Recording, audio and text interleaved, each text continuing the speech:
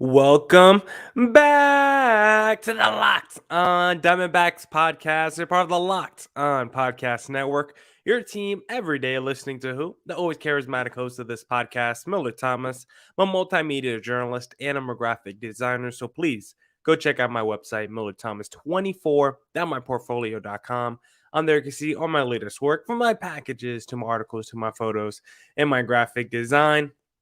If you want to see more content by me, just follow me on Twitter at CreatorThomas24 for my personal account, or just look up Locked On Diamondbacks on both Twitter and Instagram for the podcast handle. But what are we discussing on today's pod? Well, I want to do a little look ahead to the 2023 MLB Hall of Fame ballot.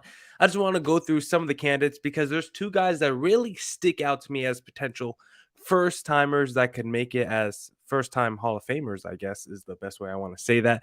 So I want to talk about those two guys. And then there's three other guys who I think at one point had a Hall of Fame case, but with the way that their career went, I think they're not likely any longer, but I think they should at least get the 5% vote. So there's just a few guys I want to talk about on next year's ballot that are newcomers that potentially can make the Hall of Fame. And then we'll talk a little bit about returners from this year's ballot that could see a bump in their percentage as well. So do a little more Hall of Fame discussion on today's pod. So we're going to jump right into it. But before we do that, I first need to say thank you for making Locked On Diamondbacks your first listen every day. I would not be doing this podcast without you, the listener, sharing, subscribing, reviewing, doing all that so I could do this podcast for you. Thank you. It's free and available on all platforms, so please continue to tell your friends. But now, let's jump right into the pod.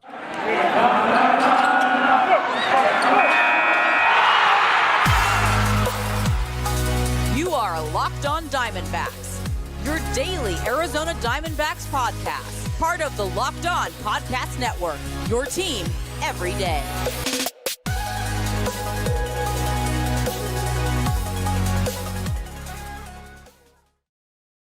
Millard Thomas of Locked On Diamondbacks still here. We're looking ahead at the 2023 MLB Hall of Fame ballot because there's two guys on here, two newcomers I think could be first-time balloters getting inducted into the MLB Hall of Fame, because overall the ballot is going to be pretty weak. I mean, look at some of these names. You got like a Joaquin Benoit, Steven Drew, Joe Blanton, Adam Lynn, Jonathan Broxton, a lot of guys that are not going to make the ballot. But there are two guys I think can be first timers that get in right away.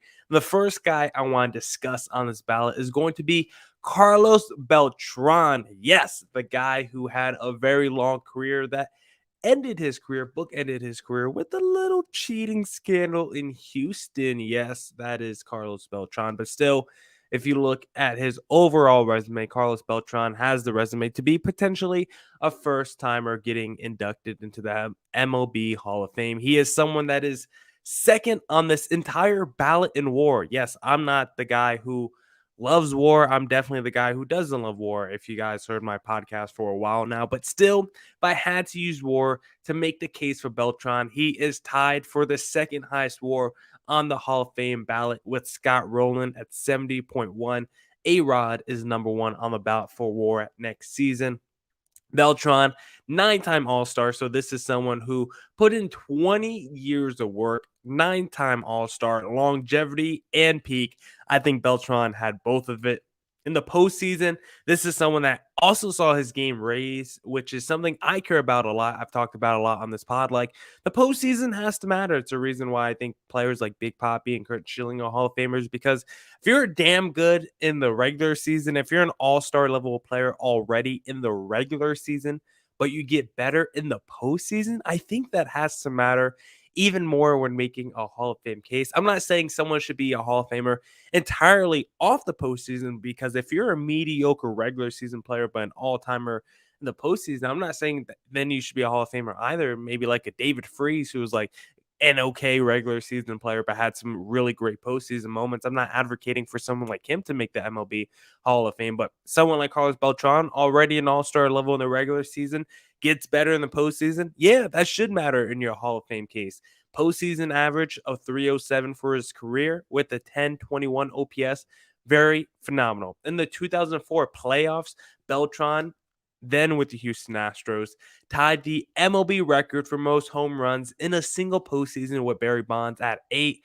At one point, he had a home run in 5 consecutive games in the postseason. That's what big time players do. They have big time moments and big time stats in big time games, and Beltran was a big time player. He did it over and over again in the postseason. He also was crucial when he was with the Cardinals later in his career, when he spent a little time in St. Louis, because that team also got to the World Series. At one point during the World Series, he robbed Big Poppy of a grand slam, hurt his ribs on the play, but kept playing to the tune of a 294 average. So even when this guy got hurt, he still toughed it out and still gave you all-star level production. And he did win a World Series in his career. Now, it was at the very end of his career, literally the last season at age 40, he won that World Series with Houston. It's not like he was a huge part of that team. It was probably more of leadership, and he was kind of the ringleader of the scandal, but he still has the World Series to his resume, which I guess helps him out a little bit in his Hall of Fame case. But I don't think that one's really moving the needle. If you had to make an argument for Carlos Beltran, I don't think the World Series ring is too high at I don't think the World Series ring is at the top of Beltran's resume. And it's honestly probably the only part of his resume that Beltran wants to be scrubbed. So I don't think he's bringing up the World Series too much when he's pleading his case to Hall of Fame voters. This is someone, when I said had the peak and longevity argument, like, I wasn't lying. He was an all-star pretty early in his career, mid-20s all-star, like a lot of these players when they start to peak in their 20s. But he also made an all-star appearance at 35, 36, and age 39. So Beltran is someone that was beast early in his career, kind of reinvented himself a little bit as he got older, but he was still a stud and still an all-star plus player, even as he entered his late 30s. That is the sign of someone that is an all-timer. Usually when you look at a lot of these all-time great players, they are still productive late in their career. They're still Hall of Famers late in their career, and the same with Carlos Beltran. I think I got his all-star appearances wrong. He has 3, 6. Oh, no, he has 9. Okay, I thought he only had 7. I thought I miscounted it. No, Carlos Beltran does have 9 all-star appearances, 12 seasons with at least 20 home runs, 7 seasons with at least 27 home runs, 9 seasons with at least 17 stolen bases, and another 4 seasons with at least 30 stolen bases, over 300 stolen bases in his career, 10 seasons with at least 90 plus RBIs, a career 280 hitter with an 837 OPS. And when you look at some of his all-time numbers for his career, like, he's top 50, top 60-ish in a lot of numbers. Like, he has 2,700 hits, 62nd all-time in hits, about 1,600 RBIs, 41st all-time, almost 1,100 extra base hits, 25th all-time in extra base hits, and 435 home runs, 47th all time. So he's like top 40-ish in a lot of stats, top 50-ish in a lot of stats. I think, considering there's over 20,000 MLB players, being top 50-ish in a lot of stats probably leads me to believe that you're a Hall of Famer, one of the best players in his career. Now, if you had to look at some knocks against Carlos Beltran, he played for 7 teams in his career. I think it's easier to make the Hall of Fame when you're synonymous with one, or at least 1 or 2, but played for 7 teams. He was great for most of those teams. So I don't think that's really going to knock him too much. And he was named in that cheating scandal, the only player to be named in the report in the cheating scandal. He was kind of, people consider him, I guess, the ringleader, and he got most of the blame for the cheating scandal, whether that's fair or not. And I think that's going to be an argument, I guess, against him. But it's not like it was steroids. It's not like it was, I think there's other things that are worse that could have kept him out in terms of cheating, outside of, worse than what he did in Houston. And considering it was the whole team, it was a culture there. We've seen other teams get caught with devices and things like that. I don't think the cheating scandal is going to weigh too heavily for a singular player. Yes, it'll tarnish his legacy a little bit, but considering he was already 40 years old and already had an incredible career, I don't think the cheating scandal is going to hurt him too much. One fascinating thing about Carlos Beltran's career, because I consider him, when I think of Carlos Beltran, I think of him as a New York Met in that orange and blue. But the offseason that he signed with the New York Mets that offseason. He was a free agent. It was actually the Yankees that were the favorites to sign Carlos Beltran. That's where Beltran wanted to go. He wanted to be a Yankee, but it sounds like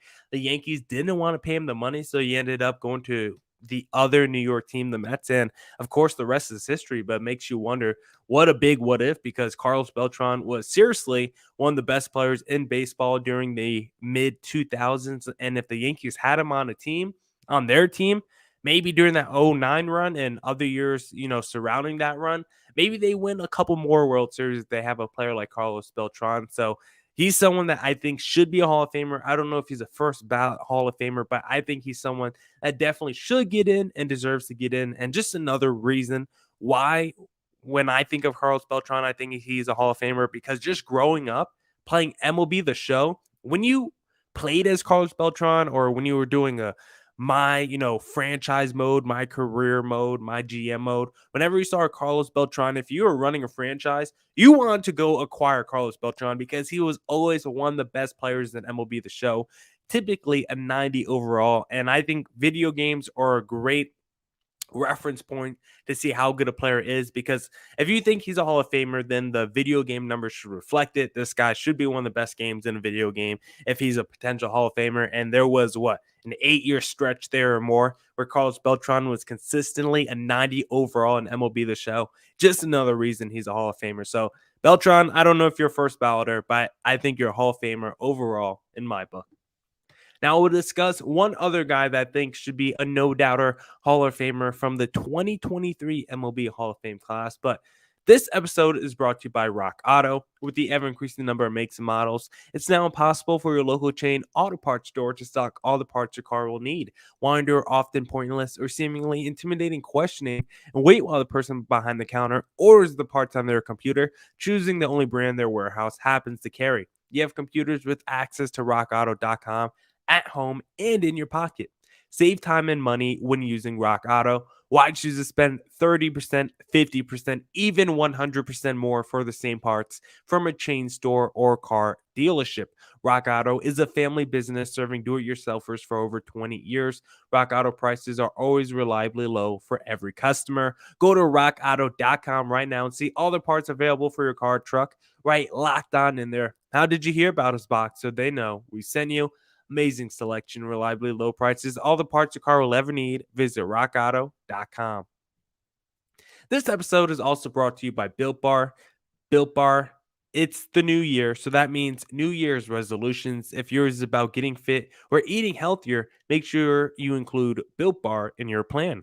BuildBar makes it easier to stick to your New Year's resolution because it tastes so good you'll want to eat it. Unlike those other protein bars, which can be chalky or waxy or taste like a chemical spill, Built Bar is covered in 100% real chocolate. It's soft, it's easy to chew, it's low calorie, low sugar, high protein, high fiber, so it's great for that keto diet. Just go to built.com, use promo code LOCK15 for 15% off your next order. Promo code LOCK15 for 15% off at built.com. All right. Let's get back into the podcast and let's discuss the next guy who I think could and should be a slam dunk MLB Hall of Famer. Now, is he a first balloter?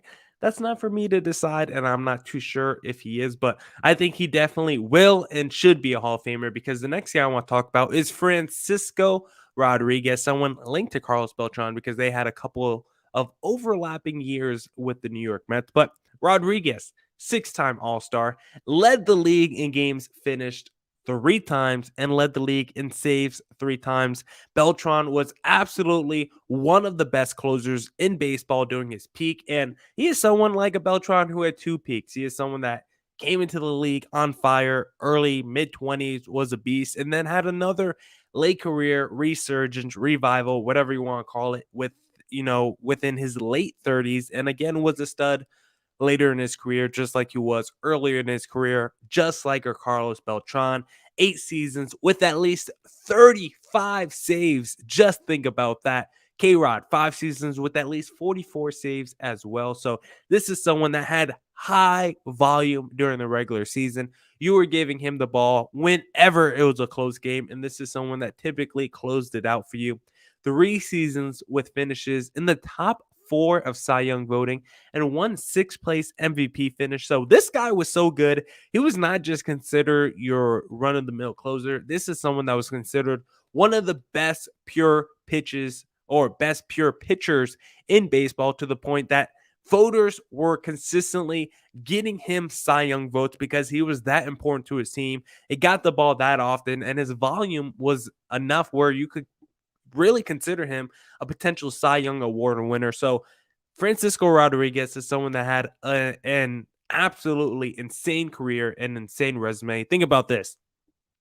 In 2008, he saved 62 games. That was an MLB record and still is an MLB record. There has never been a closer to even crack 60 saves, except for Francisco Rodriguez with 62 in 2008, still a single season record.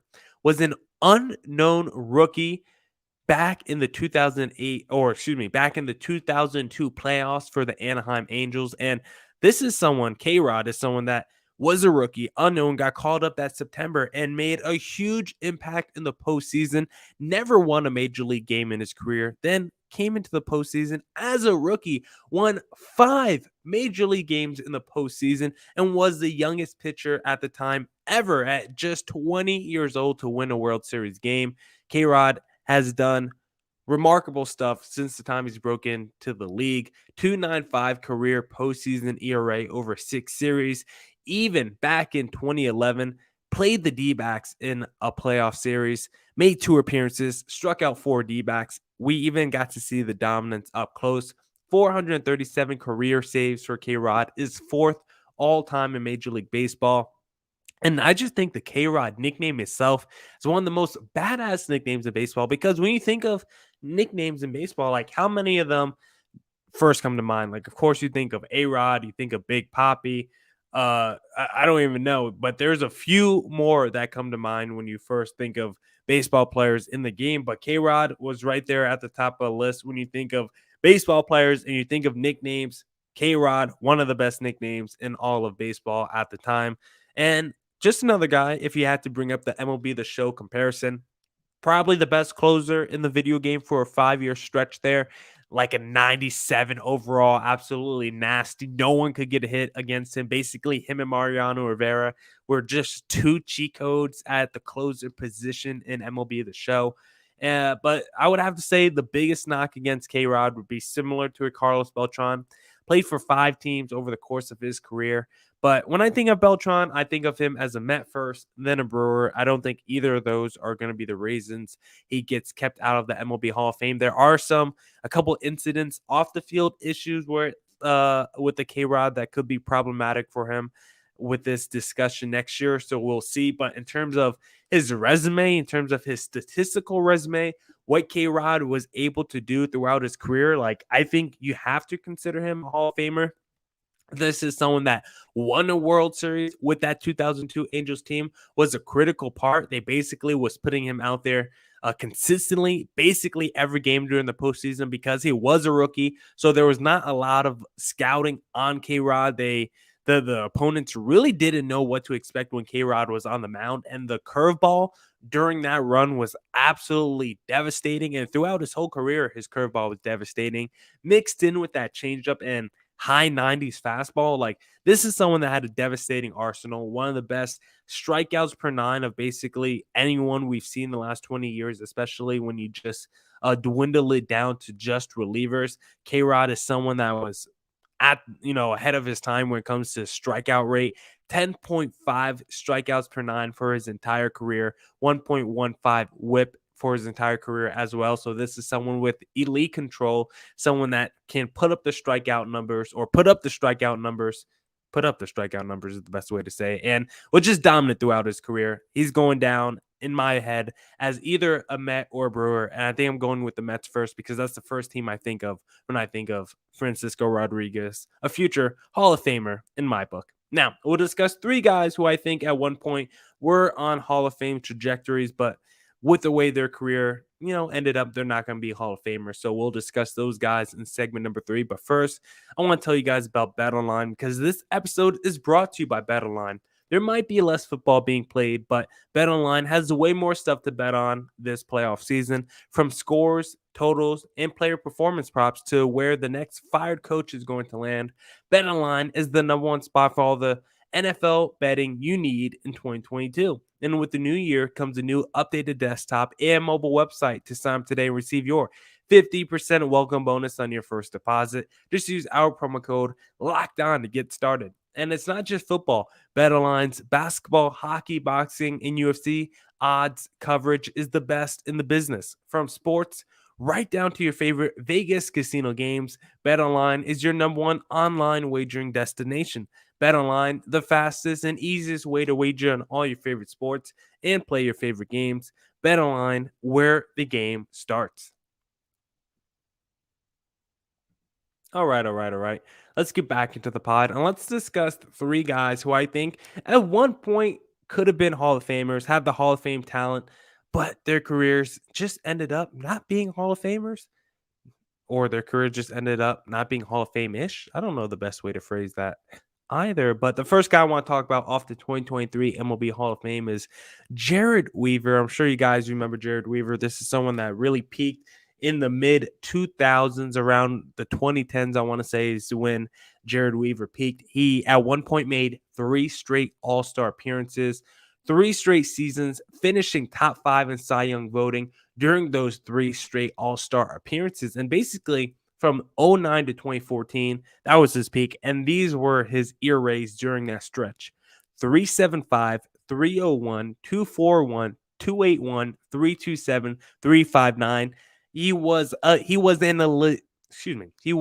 legit ace. I tried to say an legit ace. That's just not how you speak proper English. He was a legit ace for the Angels for a 5-year, 6-year period there where he looked like one of the best pitchers in baseball, looked like a legit Cy Young candidate every year, and was in consideration to start the All-Star game basically during those 3 peak years, because that's how good he was. During that stretch from 09 to 2014, he led the league in wins twice. He led the league in whip, hits per 9, and strikeouts once. And he had 4 seasons with over 200 innings pitched during that time. So Jared Weaver was also someone that was a workhorse. 2.6 ERA, over 27 postseason innings. So if you know me, I'm going to bring up the postseason, especially if your numbers are even better in the postseason. Jared Weaver, another one of those guys. Really fantastic regular season pitcher, even better in the postseason. And for his entire career, great guy when it comes to control, great whip. But the knocks against him, why he's not going to make the postseason, is because not a big strikeout guy. I think strikeouts are sexy. They're in demand right now. And he is someone with a strikeout percentage below 20 for his career. And again, his career peak just didn't last that long. 09 to 2014 was basically his peak, and then he just kind of fell off after that. So I think Jared Weaver is someone that had Hall of Fame talent at one point in his career, but because the peak didn't last that long, his numbers were great, but he didn't pitch in the way. His style of pitching didn't show dominance, I guess, because he wasn't a flamethrower. He wasn't racking up the strikeouts. So it would be a lot of 6 innings, 1 or 2 earned runs, 1 walk, and like 5 strikeouts. And it was a dominant day in the box score, but it didn't look dominant when you're watching him. So it could be another reason why he gets kept out of the Hall of Fame. But he's someone that had a really good peak when he was peaking, but because it didn't last long, he's not going to make it, unfortunately, at least I think, in my opinion. Now, the next guy I want to talk about has kind of had a similar career to Jared Weaver, and that is Matt Cain. 3-time All-Star, 2-time World Series champion. This is someone, again, 2.1 ERA over 51 postseason innings. This guy performed at his greatest on the biggest stage in the greatest moments, especially the World Series. His peak lasted from 07 to 2012, and this was Cain's ERAs during that time. 3.65 ERA, 3.76 ERA, 2.89, 3.14, 2.88, then 2.79. At least 200 innings pitched during all those seasons, and even threw a perfect game back in 2012 against the Houston Astros, the first perfect game in Giants history. But Matt Cain, he just had a career similar to Jared Weaver, because a dominant prime, dominant peak, it just didn't last that long. Those 5-6 year ERA stretch that I just rattled off. I think it was 6-year stretch. It was great, but it didn't last that long. Short prime. He was basically done by the age of 28. By the time he entered his late 20s, Cain was not the pitcher he once was, because after that 2.79 ERA, he was a 4 the season after. Then injuries crept in for Matt Cain, and it just all fell apart. And this is someone that signed a big deal during those last couple years with the San Francisco Giants during those last couple of years of his peak. He signed a fat deal, and it ended up being one of the worst deals in baseball at the time. So Matt Cain's another one of those guys who just is not going to make it because his career just didn't end up like the way we thought it was going to be. Injuries got to him, and his career ended up being shorter than I think what a lot of people expected, considering he was someone that was crucial and was a major reason the Giants were winning World Series. He's another one of those guys that not a big strikeout guy. Strikeout percentage is going to be below 20% for his career, but great whip, great control, a lot of wins, great ERAs, but peak just not long enough. And I don't think he's going to make the Hall of Fame ever because of it, at least in my opinion. And then the last guy I want to discuss is Jacoby Ellsbury, who probably has the worst case, when comparing him to these two guys, but I still want to bring him up because I think Jacoby Ellsbury was one of the best table setters at one point during his career, because I think early in his career, I think he made the case he had the Hall of Fame talent and was potentially on track to make the Hall of Fame from 2008, from 08 to 2014. He played at least 130 games in 5 of the 7 seasons. And in the seasons where he played 130 games, he had at least 39 stolen bases in all of them and a 280 average in at least 4 of those 5 seasons. And he even had a second place finish in the MVP voting in one of those years as well.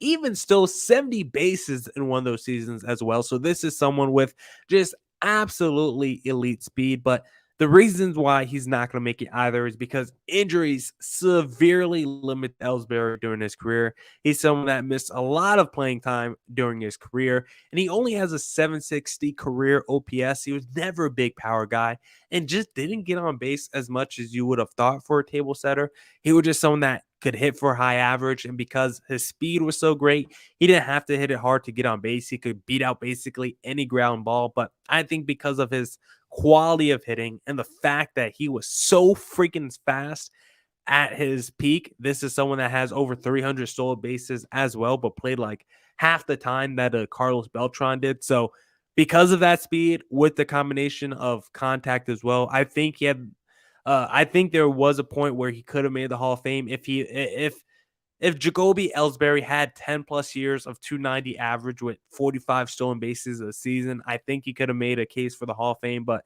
injuries just took him out. And that disappointing run with the Yankees where he got paid and basically didn't do much with them because of injuries as well, I think it's just going to be another reason why Jacoby Ellsbury doesn't make the MLB Hall of Fame. And just looking at returners for next season, I think Scott Rowland at 63% and Todd Helton at 52%. I think they're probably going to get in next season or just get right up to that 75% threshold, because Scott Rowland is someone with a career 855 OPS, 7-time All-Star, second among WAR on the ballot. I think the voters really like him, and I think he's someone that could potentially get in next season. Todd Helton, I could see him getting in maybe the season after just because he's coming off that 52%, but career 316 hitter with 953 OPS, multiple 30 home run seasons, almost won Triple Crown during the season. He had 147 RBIs with a 372 average. I know he played at Coors, but even his road numbers are pretty all-star-ish, so I don't think that'll be a reason to keep him out the MLB Hall of Fame. So I'll look at those two guys as potential Hall of Famers for next season. Among the returners, at least. I still like a Gary Sheffield. I would still like an Andrew Jones as well, but I don't know if they're tracking enough in that direction for me to make the proclamation that they'll make the Hall of Fame next season, but we'll see. So that's my early thoughts on the 2023 MLB Hall of Fame. Now that's it for this edition of the Locked On Diamondbacks podcast. Thank you to everyone who tuned in to today's pod. Come back on Wednesday for more Diamondbacks news coverage and insight. We'll be discussing options for third base for the Arizona Diamondbacks. As always, thank you for making Locked On Diamondbacks your first listen every day. It's free and available on all platforms. Go make your second listen of the day Locked On Bets with your boy Q and handicapping expert Lee Sterling. If you want to put some extra money in your pocket. And of course, as always, stay safe and stay healthy. Deuces!